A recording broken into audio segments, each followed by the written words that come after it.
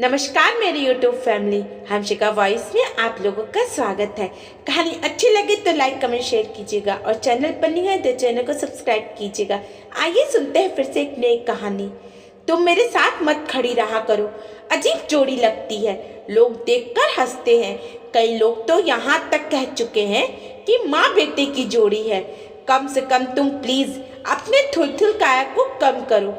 Summer का ये कहना हुआ कि सभी लोग जोर जोर से हंस दिए। सारे हंसी ठहाकों की गूंज के बीच मानसी उदास बैठी हुई थी। उसके हाथ खाते खाते रुक गए। प्लेट को एक तरफ कर उठ खड़ी हुई। अभी भी उसके पति समर ने सबके सामने उसका मजाक बनाया था। इस कारण बड़ी ननद चंचल की इतनी हिम्मत हो गई। देखो तो भाभी नाचते हुए कैसी लग रही हैं। Oh god, this is so funny. Chanchal ने मानसी का वीडियो दिखाते हुए कहा तो सब लोग फिर से हंस दिए। आज छोटी ननद मेघा की सगाई थी। जाहिर सी बात है, मानसी इस घर की इकलौती बहू है तो उसे तो भाग भाग कर काम करना था। लेकिन अभी 8 महीने पहले ही उसने बेटे को जन्म दिया था।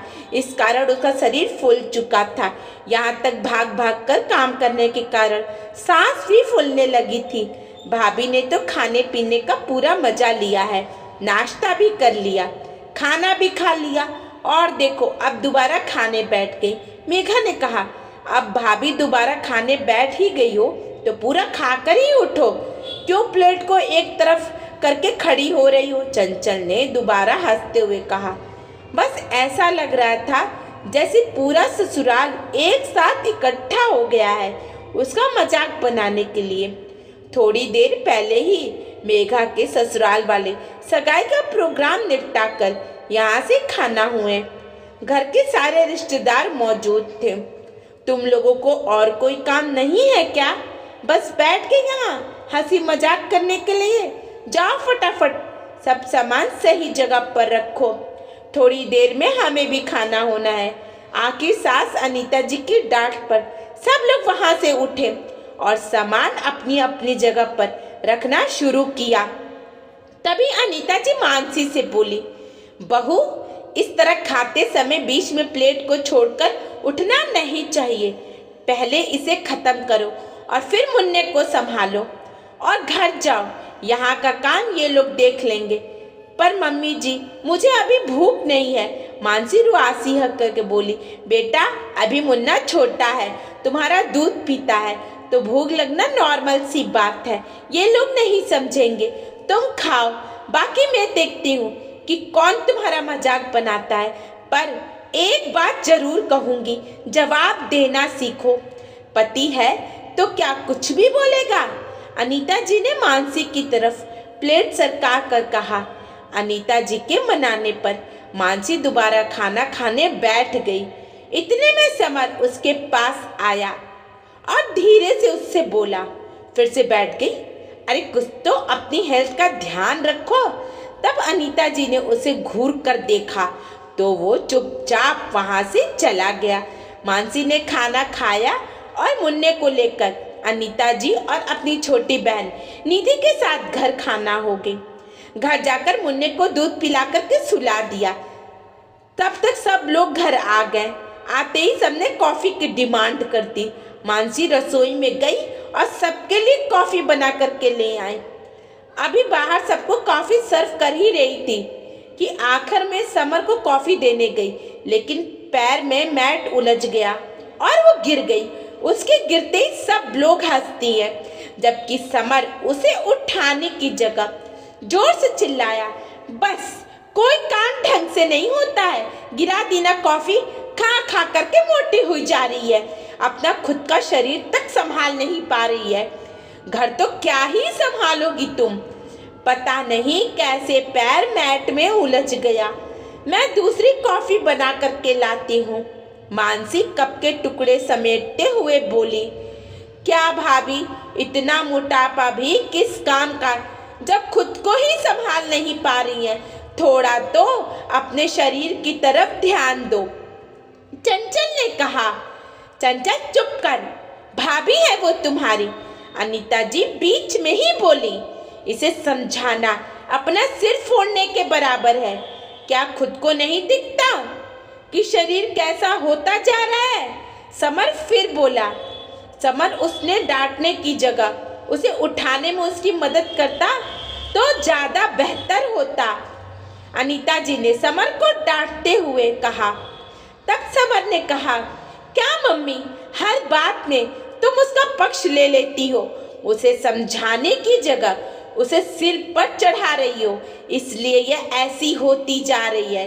समर चिढ़ते हुए बोला। लेकिन तब तक मानसी की आंखों में आंसू आ गए थे।